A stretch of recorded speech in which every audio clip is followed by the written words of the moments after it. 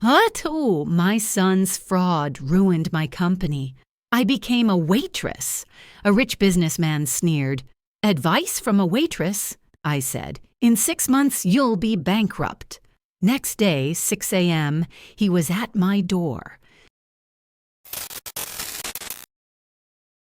I stand in front of the mirror in the restaurant's dressing room and look at my reflection. A black apron, a white shirt with a coffee stain on the left sleeve, my hair tied back in a tight ponytail. My face is tired with dark circles under my eyes. 3 years ago, I was signing contracts worth millions of dollars sitting in a glass-walled office on the 12th floor, drinking coffee from porcelain cups. And now I'm carrying plates to people who see me as nothing more than a servant. I remember that day. It was 4 o'clock in the afternoon, and I was checking fabric samples for the new collection when 2 police officers entered the office. They had a warrant to seize documents. Everyone was looking at me, and I didn't understand what was happening. Then other people came and started taking away papers, computers, flash drives. I stood in the middle of the office and couldn't say a word. My secretary, Linda, was crying at her desk. Rose, my seamstress, was holding an unfinished jacket and just staring at me. No one understood what was happening. I didn't understand either. 12 years ago, I started in my garage. Old jeans, scissors, a sewing machine I bought on sale for $80. I sewed bags, small backpacks, and wallets. I sold them at the market on weekends. For the first few months, I barely covered the cost of materials. But then people started coming back. They said my stuff was sturdy and that they liked the idea of upcycling. I opened an online store on a free platform. I photographed the bags on my phone and wrote descriptions at night after Cole went to bed. A year later, I hired my first assistant, a girl named Gretchen who could sew better than me. We worked together in the garage, and the orders kept coming in. 2 years later, we moved to a small space on the outskirts of town and hired 5 more people. I named the company Verdant Thread, Green Thread, upcycling, ecology, giving things a second life. It wasn't just a business. It was my belief that you could do something useful and make money from it. Cole was a teenager at the time. He would come after school, help pack orders, and sometimes respond to customer emails. His father, Wade, left us when the boy was 16. He found another woman, younger, without a child, without a business that took up all his time. I didn't cry. I just worked harder. Wade paid child support until Cole turned 18, and then he disappeared from our lives completely. He wrote to his son at Christmas, sometimes called on his birthday. Cole pretended it didn't bother him, but I saw him hide his phone after those calls and go to his room. Cole graduated from high school and enrolled in college to study business. I was proud of him. He was smart, a quick learner, and understood numbers better than I did.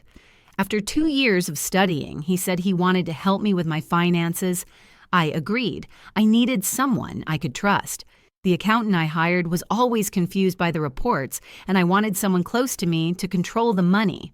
Cole quickly figured it out. He started keeping records, looking for investors, and talking about expansion opportunities. 6 months later, he came to me with a proposal.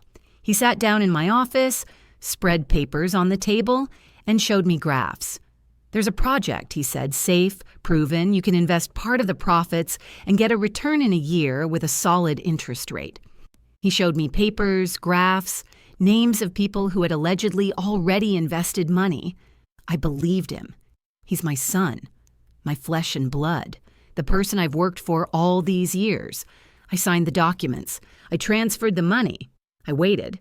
3 months later, Cole said we needed to add a little more to close the deal. I added more. 2 more months, and the project began to fall apart. The people who supposedly managed the investments disappeared. The money disappeared. It turned out to be a pyramid scheme. A classic scam that I would have recognized if I hadn't trusted my son blindly. In 6 months, I lost everything: money, reputation, company. Partners refused contracts. Suppliers demanded payment that I couldn't make. Employees quit, one after another. Gretchen came to me on the last day, hugged me, and said she was sorry. I didn't know what to say. Cole disappeared. For 2 months, I didn't know where he was or if he was even alive.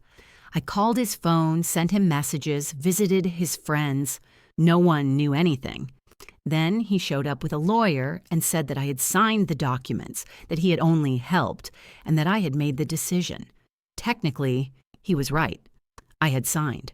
My name was on the paper. I looked at him in that lawyer's office and didn't recognize my son. He was cold, distant, speaking as if he were reading from a script. The lawyer explained that there would be no criminal case.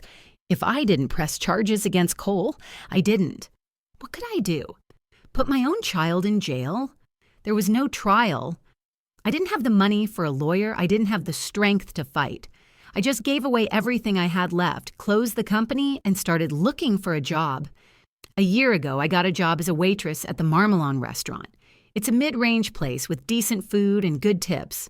I carry plates, smile, say, "Enjoy your meals. Woiko, would you like anything else?" "Thank you. Have a nice evening." Finally, I leave the restroom and return to the dining room. It's Friday evening and the restaurant is full. A man of about 45 in a gray suit is sitting at a table by the window. There are two others nearby, also in suits. They are talking loudly, laughing, scattering papers across the table. I approach and set down the coffee. 1 cup for the man in gray, 2 for his companions. "Would you like anything else?" I ask. The man in the gray suit looks up. He has dark hair with gray at the temples, sharp features, and a confident gaze. He looks at me as if I were part of the interior. "No, thank you," he says, and returns to his papers. I'm about to leave, but I can't help glancing at the documents. Numbers, tables, company names. I see a line. Supplies from Clarkwood Industries, $330,000 per quarter. That's too much. I know the furniture market. I know the average prices for raw materials for production. I've worked with fabric suppliers. I know how they inflate prices when they sense that the customer doesn't know what they're talking about. This is inflated by at least 30%, maybe more. Maybe you have some advice too. I suddenly hear the voice of the man in gray. He looks at me with a smile that betrays a slight contempt. Financial advice from a waitress? His partners laugh. One of them, a fat man with a red face, adds, "Grant, don't bother the girl. She's just doing her job."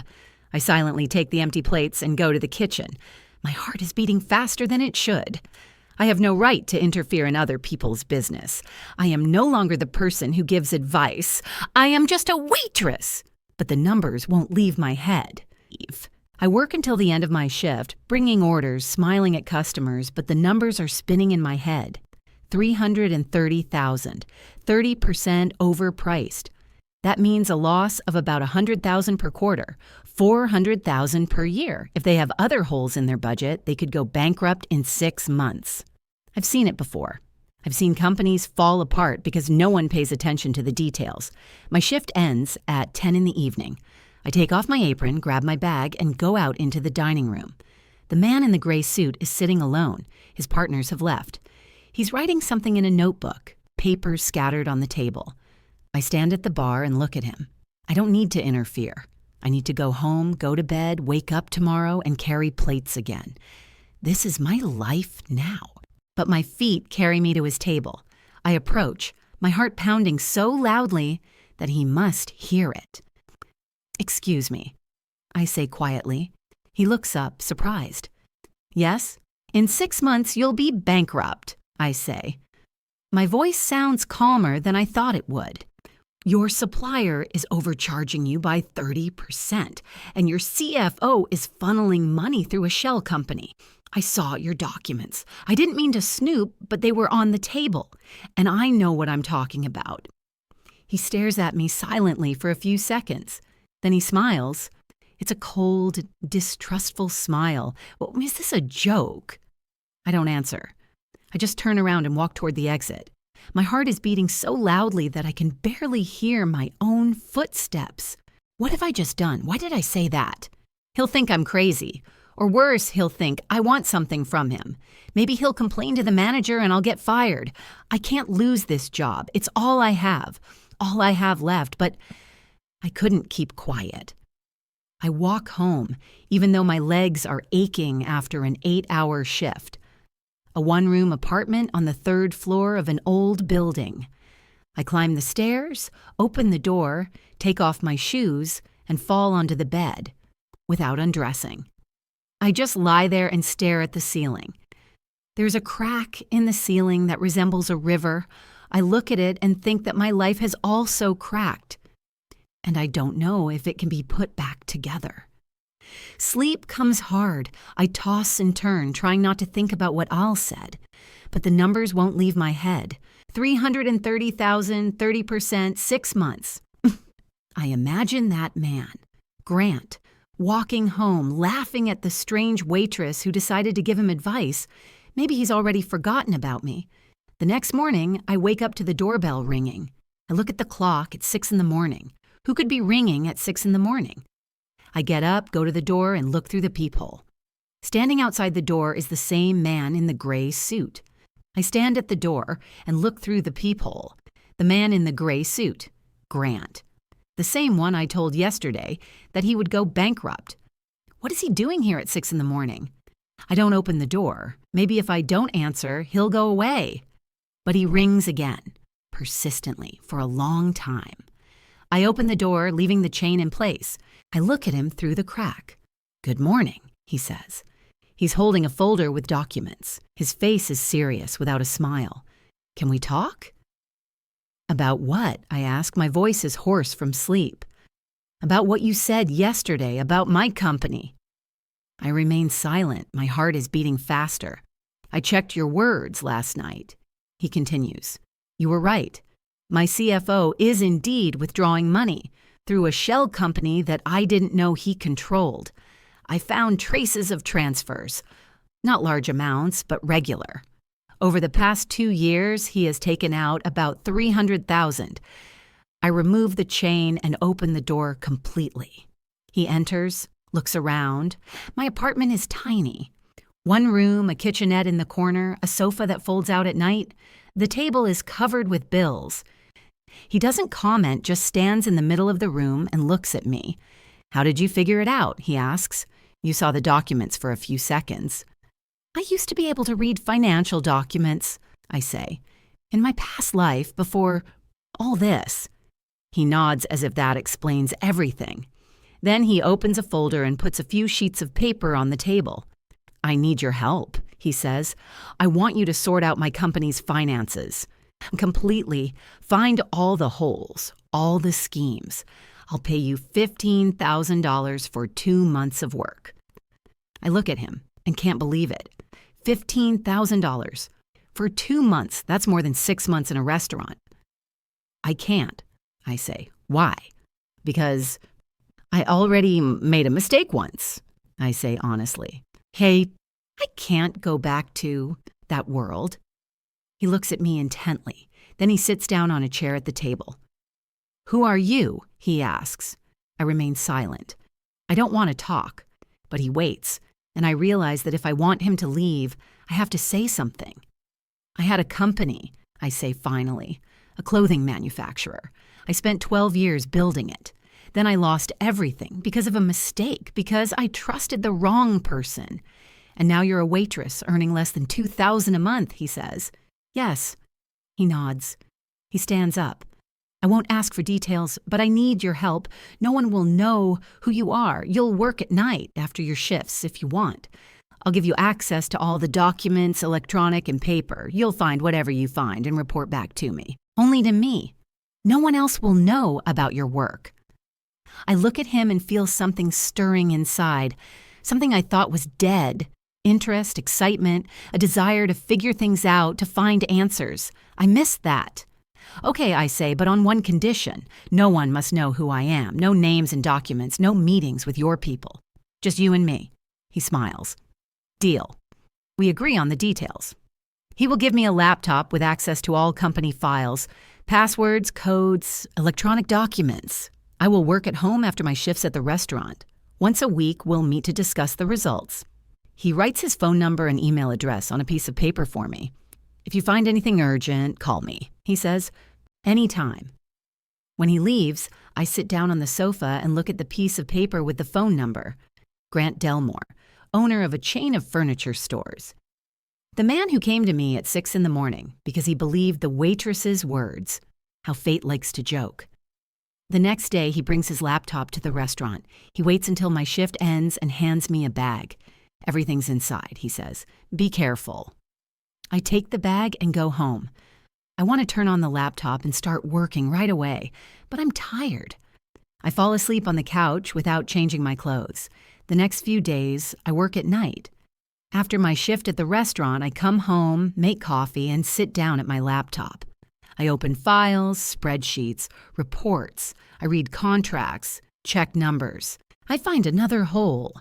The supplier of raw materials for furniture upholstery is charging 25% more than the market price. I find a forged warehouse lease contract. The amount is twice as high, and the difference goes to an account that does not belong to the company. I write everything down and compile a report. A week later, we meet with Grant in a quiet cafe on the outskirts of town. I hand him a folder with printouts. Your CFO doesn't work alone, I say. He has an accomplice, someone who has access to lease agreements, perhaps someone from the legal department. Grant reads the report silently. His face becomes increasingly stern. Thank you, he says finally. I'll take care of it. We sit in silence. He orders coffee, but I decline. I have to go to work soon. You know a lot about this, he says. Why did you lose your company? I'm silent for a moment. Then I answer. I trusted my son, I say. He convinced me to invest in a project. It turned out to be a pyramid scheme. I lost everything. Grant nods. He doesn't say anything. He doesn't try to comfort me. He just listens. I like that he doesn't say anything cliché. That same evening, as I'm leaving the restaurant, an unknown number calls me. I don't answer. Then a message arrives. It's the same number. Mom, it's Cole. I need to talk to you. I look at the phone screen and feel a chill run through my body. Cole. For the first time in a year. I don't answer, but an hour later, he calls again. I answer the phone. Hi, he says. His voice is familiar, but it sounds strange. I'm in town. Can we meet? Why? I ask. I want to talk, to explain, to apologize. I'm silent. I don't know what to say. Part of me wants to hang up. Another part wants to hear what he has to say. The coffee shop on Green Street, I say. Tomorrow at 3 o'clock. I arrive 15 minutes early. I sit down at a table by the window and order tea. Cole shows up at 3 o'clock sharp. He looks good. Expensive suit, new haircut, a watch on his wrist that costs more than I earn in a month. He sits down across from me and smiles. Hi, Mom, he says. Hi. We sit in silence. He orders coffee. The waitress brings it. I'm working at a startup, he says, in another city. We're developing logistics software. Everything's going well. Good, I say. I want to ask your forgiveness, he says. The words sound as if he's memorized them. For what happened? For the company? For everything? I was stupid. I didn't understand what I was doing. I look at him and see no remorse. I see a person playing a role, saying what he thinks I want to hear. You understood, I say. You just chose money over me. He looks away. He drinks his coffee. That's not true, he says. I didn't know it was a scam. I was told it was safe. Who told you? I ask. He is silent. Then he shakes his head. It doesn't matter. That man is gone. I don't talk to those people anymore. And I don't believe him, but part of me wants to believe him. I want to think that my son is not a thief, but a victim. I want to think that he is sorry. I suppress that part of me, not letting it raise its head. All right, I say. You asked for forgiveness. I heard you. Now you can go. He looks at me in surprise. Mom. Go, Cole. He gets up, puts the money for the coffee on the table, and leaves. I sit alone and look out the window. I feel empty. The following week, Grant invites me to a business dinner. He says we need to discuss new findings, and it's too noisy in the cafe. He books a table at an expensive restaurant, and I arrive in the only decent dress I have left. He is wearing a suit and looks formal. We sit down and order food. I I tell him about the new holes in the budget, about the suspicious transfers. He listens, takes notes, then the conversation moves on to something else. He talks about his company, how he started out, about the difficulties, the mistakes. I listen and realize that we have a lot to talk about. Suddenly I see him, Wade, my ex-husband. He is sitting at a table at the other end of the room with a woman. She is young, about 30, blonde, smiling at him. Wade is holding her by the hand. He notices me and his expression changes. Surprise, then something like contempt. He comes over to our table. I try to breathe evenly. "Angelica," he says. "I didn't expect to see you here." "Me neither, Wade," I say. He looks at Grant, then at me. "So, you're back in business?" There is contempt in his voice. "Or is this just dinner?" Grant looks at me, then at Wade. "It's a business meeting," Grant says coldly, "and it's none of your concern." Wade smiles. "Of course, business. I hope you know who you're dealing with. Angelica has a talent for losing money." I clench my hands under the table so hard that my nails dig into my palms.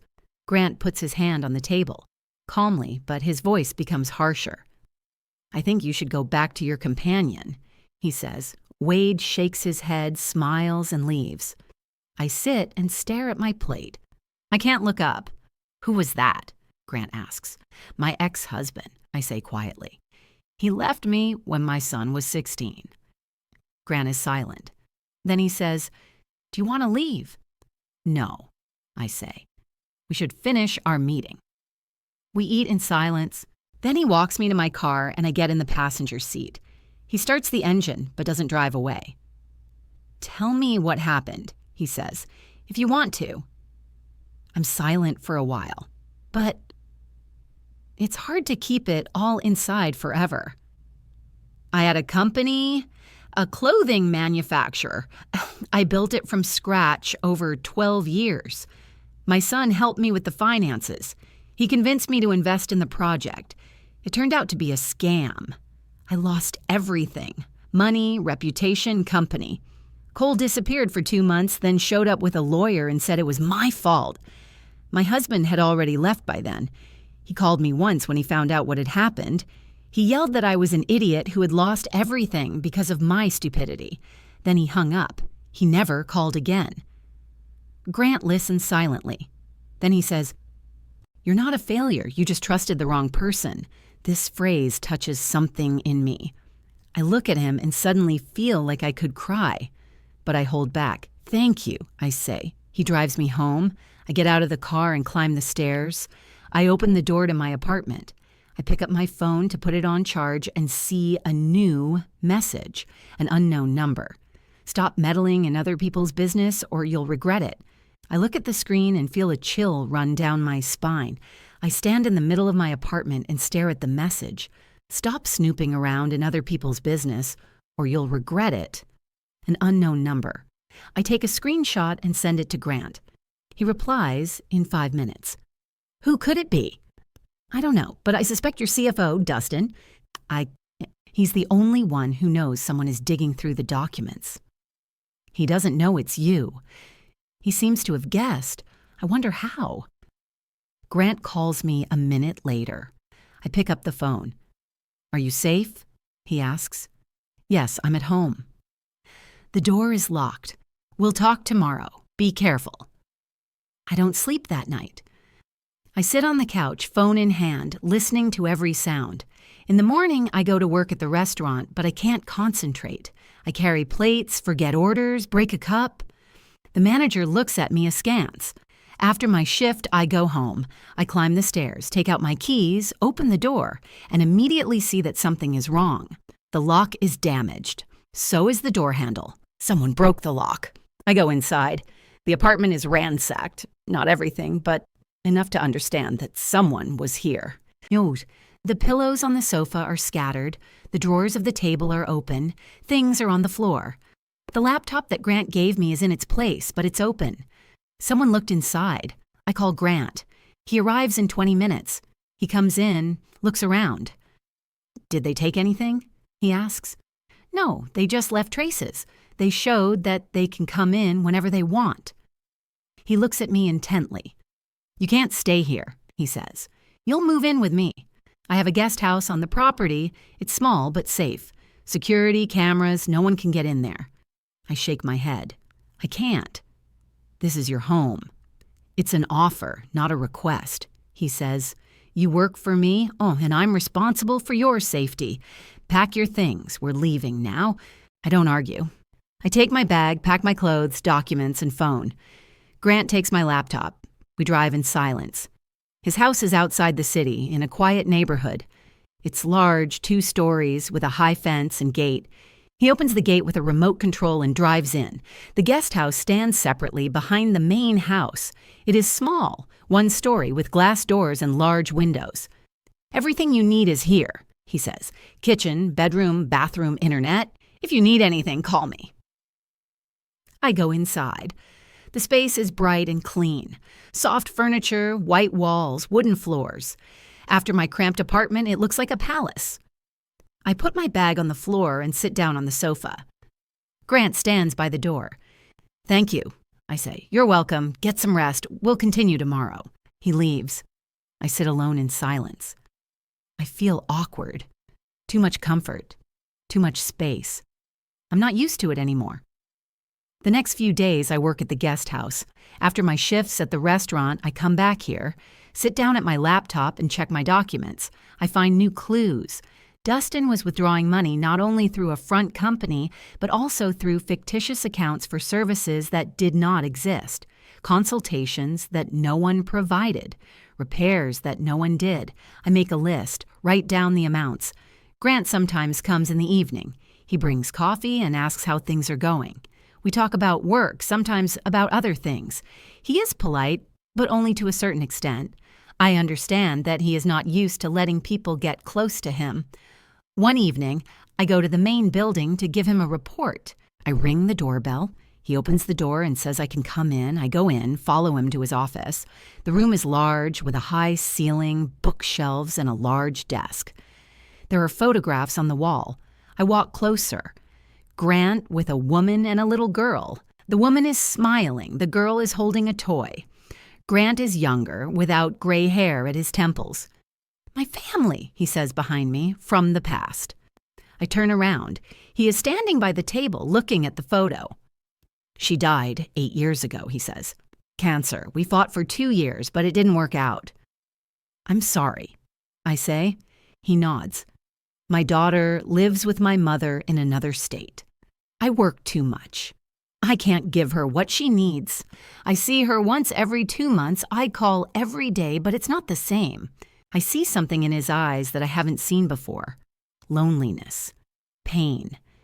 He's not just a confident businessman. He's a man who has lost a lot. "You're doing everything you can," I say. "It's not always enough," he says. We stand in silence. Then I hand him the report and he reads it. His face hardens. "Dustin has gone too far," he says.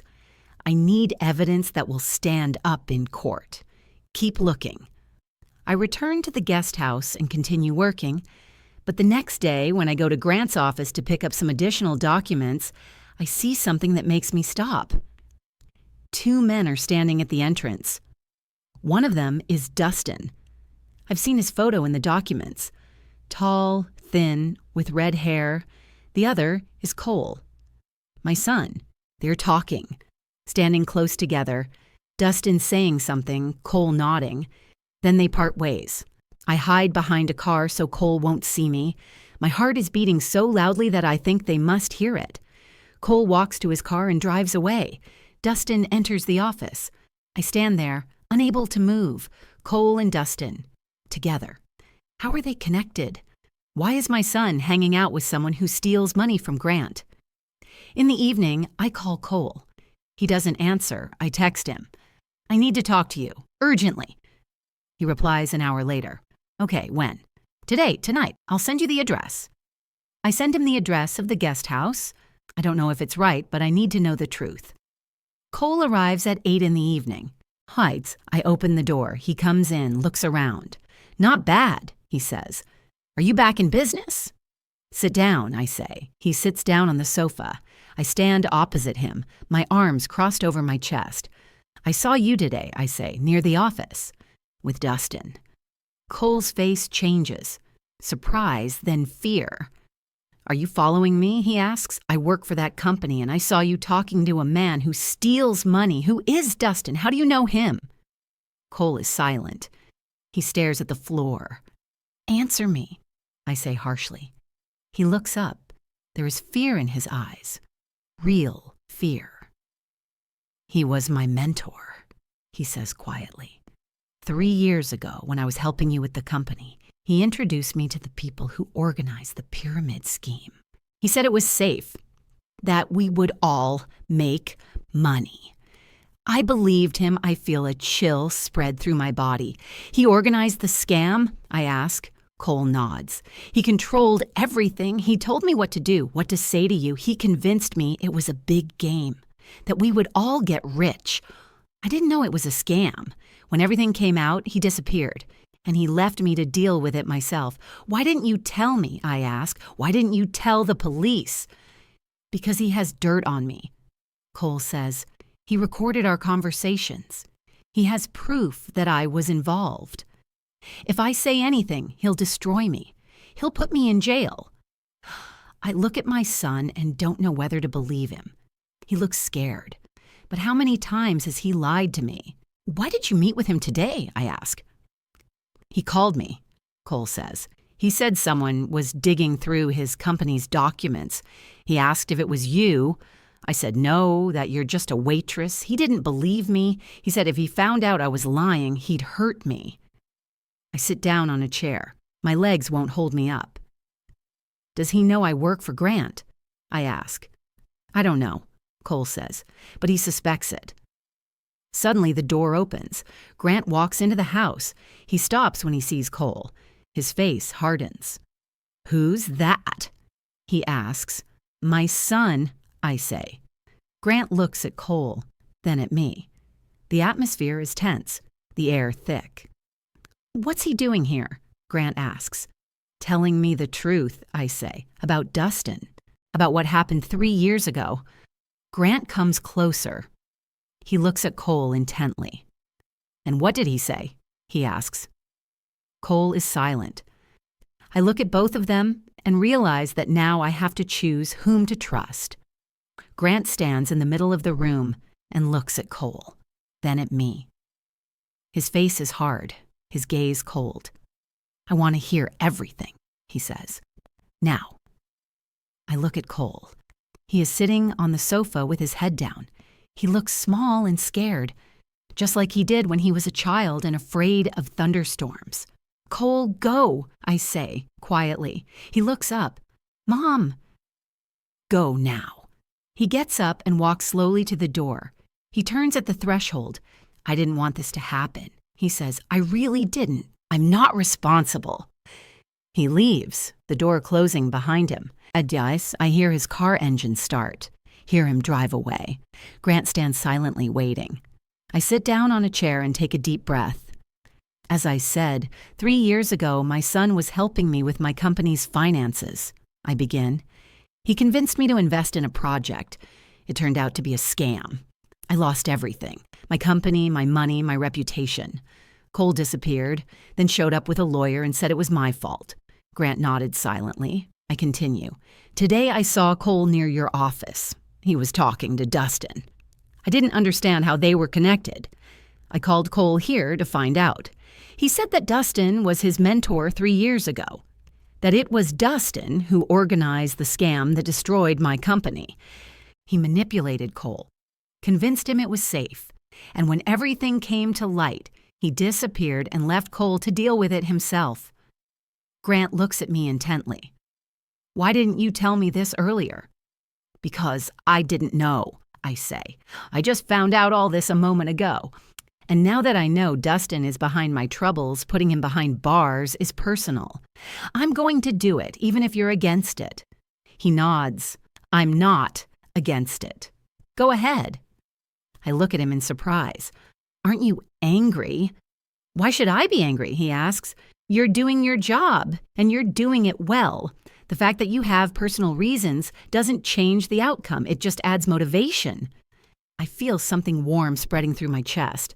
He's not judging me. He's not blaming me. He's just accepting me. Were you going to tell me about this after you saw your son? He asks. I think about it. I honestly don't know. Maybe, I say finally, because Dustin wants to destroy you the way he destroyed me. And you have a right to know, but maybe not. Because it's very personal.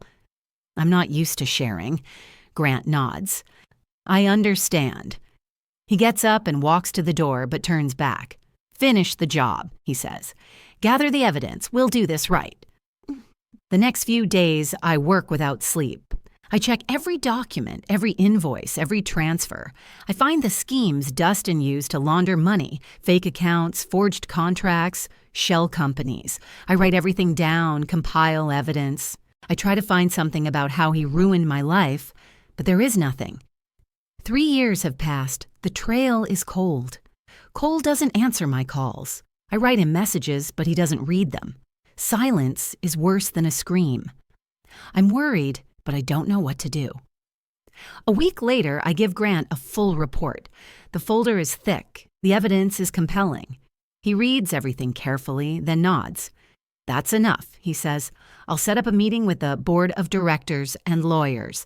The day after tomorrow. Will you be there? Yes, I say. I want to be there. Is there evidence of how he ruined your life? He asks. No, I say. But I'm asking you to crush this snake for me, too. If you can. He looks at me for a long time, then smiles. For the first time ever, it's a warm, sincere smile. I'll do everything I can, he says. The meeting takes place in the conference room of Grant's office.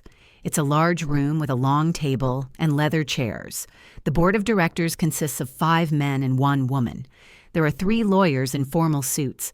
Dustin sits at one end of the table. He looks calm and confident.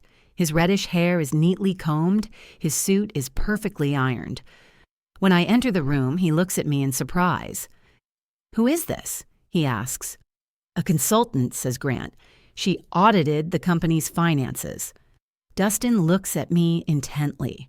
I sit down at the opposite end of the table and place my folder in front of me. Grant begins the meeting. He says that serious financial irregularities have been discovered, that the company's money was being siphoned off through shell companies and fictitious accounts, that the CFO is responsible. Dustin laughs. That's absurd, he says. I've been with this company for 5 years. I've never had any complaints. Someone is trying to frame me. I open the folder. I lay the documents on the table. The first is an invoice from a shell company for consulting services. The second is a bank statement showing where the money went. The third is a lease agreement with an inflated amount. Is this your signature? I ask, pointing to the first document. Dustin is silent. He looks at the paper. It's fake, he finally says. I lay out the next document. An email from Dustin to the shell company, then another, then bank transfers from his personal account. Is all of this fake? I ask. Dustin is silent. His face reddens. He looks at me more closely and suddenly recognition appears in his eyes. Wait, he says. I know you. You're Angelica Greenwood, the woman from the clothing company. I nod. Yes. He leans back in his chair. He laughs. It's a nervous, high-pitched laugh. So here's the thing, he says. You're here for revenge. For what happened 3 years ago. No, I say calmly. I came to do my job. But when I found out that you were behind the fraud that destroyed my company, it became personal. Dustin looks at me with fury and fear. You won't prove anything, he says. You have no evidence of what happened 3 years ago. Maybe, I say, but I have evidence of what you're doing now, and that's enough. The lawyers intervene. They start asking questions. Dustin tries to answer, but he gets confused. He contradicts himself. Grant sits silently, staring at him coldly. One of the lawyers places another document on the table, a recording of a phone conversation. Dustin is discussing with someone how to withdraw money without anyone noticing. "Is that you?" asks the lawyer. Dustin is silent. Then he suddenly explodes. "Yes, it was me," he shouts. "I took the money. I did it for years. And no one noticed anything because you're all stupid idiots." The board of directors falls silent, and Dustin suddenly starts laughing nervously. The lawyers look at each other. Grant clenches his fists.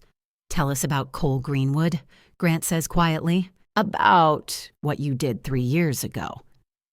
Dustin looks at him, then at me. There's hatred in his eyes. "Cole?" He laughs.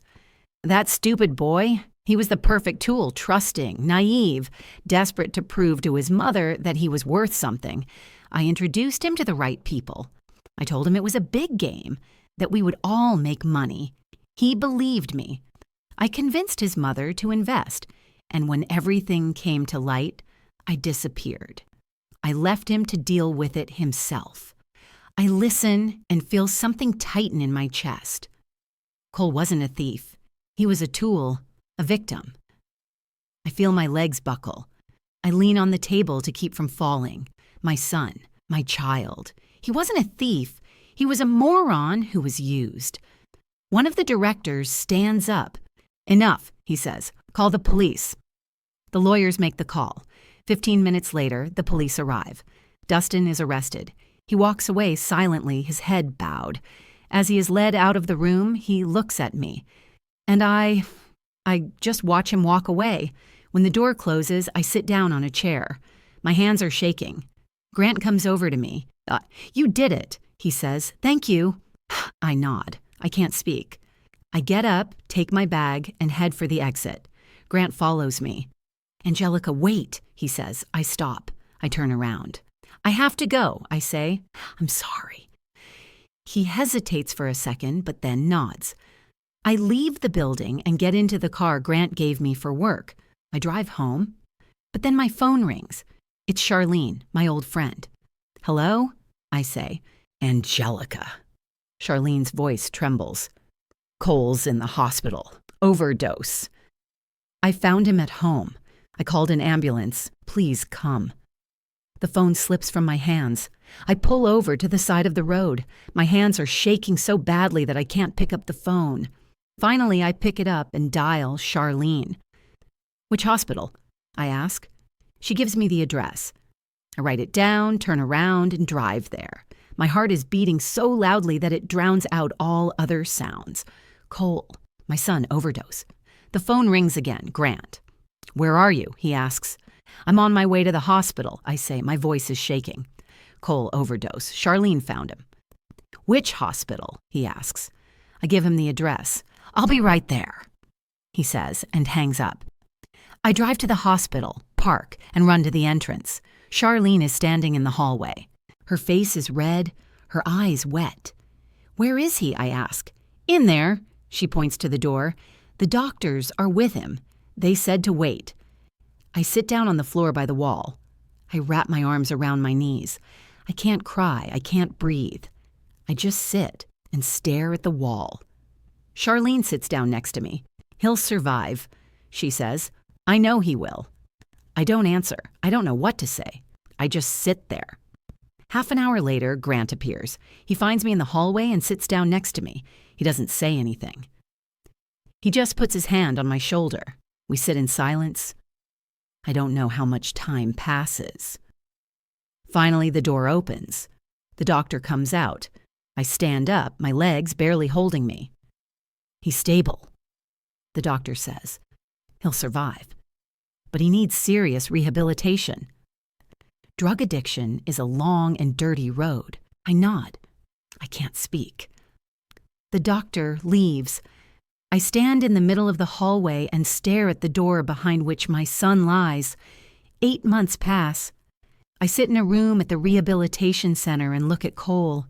He looks different, thinner, paler, but there is something in his eyes that wasn't there before. Clarity. He sits across from me, holding a cup of tea. His hands no longer shake like they did months ago. "How are you feeling?" I ask. Better, he says. Not perfect, but better. Therapy is helping. Talking to a psychologist is helping. I'm starting to understand a lot of things. About myself, about why I did what I did. I nod. We meet every week. It was difficult at first. I didn't know what to say, how to behave. I was afraid of saying the wrong thing, afraid of breaking the fragile balance he was trying to find. He was silent too, staring at the floor, answering in monosyllables. But gradually we started talking. Not about guilt, not about what happened, but about how to move on. I was weak, Cole says quietly. I let Dustin manipulate me. I didn't fight back. I just followed him because I was afraid of being worthless. I was afraid you would be even more disappointed in me than you already were. I was never disappointed in you, I say. I was disappointed in the situation, in what happened, but not in you.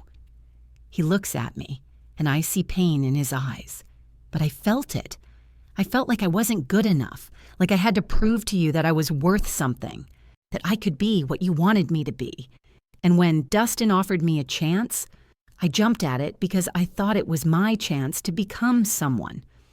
I look at him and feel the pain, because I understand. I'm to blame too.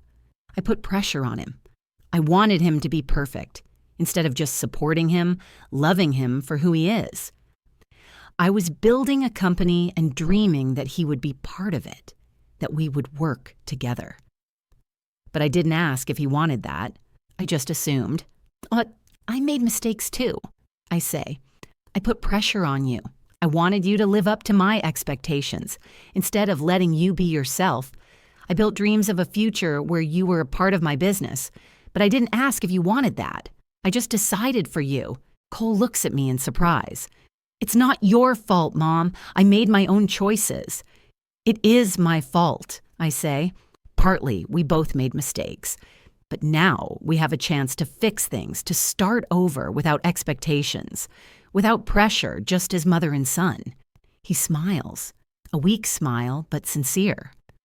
I want that, he says. I want to start over. I want to find myself, not who you want me to be and not who Dustin made me, but the real me. We sit in silence. We drink tea. It's raining outside, raindrops hitting the window. The sound is soothing, monotonous. Then I get up. I have to go, I say. But I'll come back next week, like always. I know, he says. Thank you for coming. Thank you for not giving up. I hug him. He is thin and bony, but I feel him hugging me back, tightly, as if he is afraid to let go. We stand like this for a few seconds, then I let him go and walk to the door. I turn at the door. I'm proud of you, I say. Remember that. He nods, and I see his eyes glistening with tears. A lot has changed in these 8 months. I no longer work as a waitress. Grant offered me a permanent job at his company as a financial advisor. I accepted, but I set a condition. I would work remotely, without an office, without meetings with large groups of people. I need time to recover. He agreed without question. Now I work with documents, review contracts, and help him make decisions. It's not the same as having my own company, but it's a job I love, a job that makes me feel like I'm worth something again. Grant has changed too. At first, he just supported me. He came to the hospital when I was having a hard time. He sat silently next to me when I couldn't speak. He didn't try to comfort me with cliches. He was just there. He listened when I needed to talk. Sometimes he brought me coffee, sometimes he just held my hand. Then we started spending more time together. Dinners in quiet restaurants where no one knew us. Walks in the park in the evening when there were few people around. Conversations about life, about the past, about what we wanted from the future. He told me about his wife, how they met at university, how they fell in love at first sight, how she battled illness for 2 years, how he sat by her side every day, held her hand, read to her, how he felt after her death, empty, lost, as if part of his soul had died with her. I told him about Wade, about how we met when I was 20, about how he supported me in the beginning, when I was just starting my business.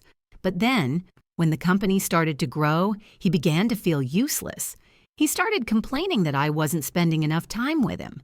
Then he left for another woman, younger, without children, without a business that took up all his time. I told him how he called me when he found out about the bankruptcy. He yelled that I was an idiot who had lost everything because of my stupidity, that he was glad he left in time. We took our time. We were both afraid to trust again, but gradually trust emerged. Tenderness, understanding. The feeling that we were not alone, that someone saw us for who we were, with all our scars and mistakes, and didn't run away. In the summer, Grant brought his daughter, Millie, a 13-year-old girl with dark hair and large gray eyes like her father's. She was shy at first, silent, hiding behind her father, looking at me with suspicion. I understood. She had lost her mother, and now a strange woman had appeared in her father's life. But then we started talking. I told her about my work, how I sewed clothes, how I loved to remake old things, give them a second life. She listened attentively, asked questions. One day she came to me and asked me to teach her to sew. She said she wanted to make a bag for her friend's birthday. I agreed. We sat together at the table in the guest house, and I showed her how to hold a needle, how to sew, how to choose fabrics. She tried, made mistakes, unpicked the seams, and started again. She laughed at herself when something didn't work out. I looked at her and felt warmth. I wasn't trying to replace her mother. I was just there. I shared what I knew. And that was enough. When Millie went back to her grandmother's, Grant said to me, "She loves you. She said you're kind, that she feels comfortable with you, that you don't try to be someone else, just yourself." I didn't know how to respond. I just hugged him. I felt him hold me tight as if he was afraid to let go. Our relationship developed slowly. Our first kiss happened 4 months after that day at the hospital. We were standing on the terrace of his house watching the sunset. The sky was red, orange, purple. He turned to me, put his hand on my cheek, and kissed me. Gently, carefully, as if he was afraid of breaking something fragile. I responded to the kiss and felt something inside me melt. Something I had kept frozen for a very long time. We started dating officially. We didn't hide it. We went out to dinner, to the movies, for walks. His friends looked at me with curiosity but didn't judge. Some asked questions about my past, and I answered briefly, without details. Charlene was happy for me. She said I deserved it. Happiness. Love. For a life that didn't revolve solely around work and problems. But I wasn't in a hurry. Neither of us was in a hurry. We moved cautiously, step by step, because we both knew what it was like to lose, and we didn't want to lose again. We didn't want to break what we had built. One day I told Grant that I wanted to open a small shop. Not a big company, not an ambitious project, just a place where I could sew, sell my things, do what I love, without pressure, without expectations. He supported me without hesitation. He helped me find a place in a quiet neighborhood, a small shop with large windows, wooden floors, and white walls, a bright, cozy space. I named it Second Stitch, Second Seam, Second Life. I started slowly. I sewed bags, backpacks, and jackets from recycled textiles. I bought old clothes at flea markets, steamed them, and re-sewed them. Each item was unique. I sold online and in the store. The first few months were difficult. Few customers, few orders. Sometimes no buyers came for a week. I sat in an empty store and sewed, simply because I didn't know what else to do. But it calmed me down. Gradually, people started coming in. They said they liked the idea of upcycling. They said the items were high quality and unique. They wanted to support small businesses. Some came back and brought their friends. One woman ordered 5 bags as gifts. Another asked me to alter her mother's old leather jacket into a modern style. I worked slowly, carefully, putting a part of myself into each item. Cole was discharged from the rehabilitation center after 6 months. He did not return to his old life. He stayed in the city, found a small apartment on the outskirts, and got a job at a logistics company.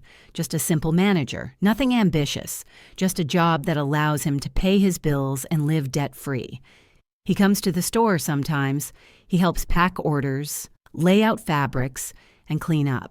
We work side by side in silence. No words are needed, just presence. The understanding that we are both trying, we are both moving forward, we are both learning to live in a new way. Grant sometimes stops by after work. He brings coffee in paper cups, sits on a chair by the window, and watches me work. Sometimes we talk. Sometimes we just sit in silence. I like his presence, the calm he brings, the feeling that I am not alone. One evening, he comes when I am closing the shop. It is already dark outside. The street is empty. I count the day's takings. He sits down on a chair and waits. When I finish, he says, "You know, I've been thinking about the wedding." I look up. I look at him in surprise. My heart skips a beat. "The wedding?" "Yes," he says, "our wedding. I want to marry you, Angelica. I want you to be part of my life officially. I want Millie to know that you're here to stay." I sit down on the chair opposite him. My heart is beating faster. My hands are shaking. "Is this a proposal?" I ask. "No," he says. "It's not a proposal. Not now. Just a thought. I wanted to know what you think about it. Are you ready for it? Do you want it?" I smile. I reach for his hand and take it in mine. "I thought about it too," I say. "But not now. We still have time. I want us to be sure, to take our time, to be conscious of every step we take." He nods. "I understand. I want to be sure too, but I know one thing. I want to be with you now, tomorrow, a year from now, always. You changed my life, Angelica. You made me feel alive again." I feel something warm spreading through my chest. He takes my hand, pulls me close, kisses my knuckles. Softly, tenderly, we sit silently, holding hands. Then I get up, close the shop, turn off the lights, and we walk to the car together. He drives me home, to his house, which has become my home too. I moved there 2 months ago. The guest house has become my space, my place where I can be alone when I need to. But most evenings I spend in the main house with him. We arrive home and go inside. He makes dinner, pasta with vegetables, simple but delicious. I set the table and light the candles. We eat and talk about our day, about work, about the store, about Cole, who went to a job interview today, about Millie, who called in the morning and talked about school. Then we sit on the terrace and look at the stars. The night is quiet and warm. We can hear crickets and the rustling of leaves. "Are you happy?" he asks suddenly. I think about it. Happy? I don't know, but I'm calm. I'm not afraid. I know I'm not alone. That there are people who love me, who believe in me. "Yes," I say. "I'm happy. Not the way I imagined before. Not like in fairy tales, but in my own way." He smiles. "Me too," he says. "For the first time in many years, I'm truly happy." We sit in silence. I look at the sky and think about everything that has happened. About how I lost my company, my money, my reputation. About how I worked as a waitress carrying plates, feeling worthless. About how I met Grant, how he gave me a chance. About how I found out the truth about Dustin. About what he did to my son. About how Cole almost died. About how we are both struggling, trying to move on. Life didn't give me a fairy tale. It didn't give me a perfect ending, but it gave me something more. The opportunity to love again, to trust again, to be happy not in spite of the past, but because I went through it and survived. I became stronger, wiser. The next day I wake up early. Grant is still asleep. I go to the kitchen, make coffee, sit by the window, and watch the morning light. The phone rings. It's Cole. "Hi, Mom," he says. His voice is cheerful and lively. "Hi," I say. "How are you?" "Fine. I wanted to tell you that I had an interview yesterday. They called me this morning. I got the job. A better paying one at a big company. I start next week." I smile. I feel proud. "That's wonderful. I'm so proud of you." "Thanks," he says quietly. And Mom, thank you for not giving up. For coming every week, even when I was difficult. When I yelled at you when I said I didn't want to see you. Thank you for believing in me, even when I didn't believe in myself. I feel tears welling up in my eyes. I always believed in you, I say, even when it seemed like all was lost. You're my son, and I'll never give up on you. We talk for a few more minutes. He tells me about his new job, his apartment, and how he wants to sign up for programming classes. He says he wants to learn something new, find his calling, then he says he has to go. I hang up and sit in silence. I feel pride, hope, faith that everything will be okay, that we will both make it. I look at Grant, at his face in the soft light from the window, and I think that he has also been through a lot. He lost his wife, raised his daughter alone, built a business to distract himself from the pain. And now we are both here, together. Two broken people who found each other and learned to piece the fragments together into something new, something strong. Life did not give me a fairy tale, but it gave me something better. A reality in which I am happy.